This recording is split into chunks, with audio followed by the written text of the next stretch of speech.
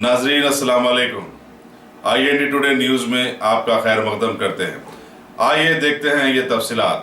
Chief secretary SK. Joshi ने आज Medina circle ताज शहरान होटल पैदल दौरा करते हुए सड़क की दोनों जानिब दुकानात से बेतरतीब और बेहंगम होर्डिंग्स हटाने की बल्दिया के काम का मुआयना किया और उसकी सिताइश की।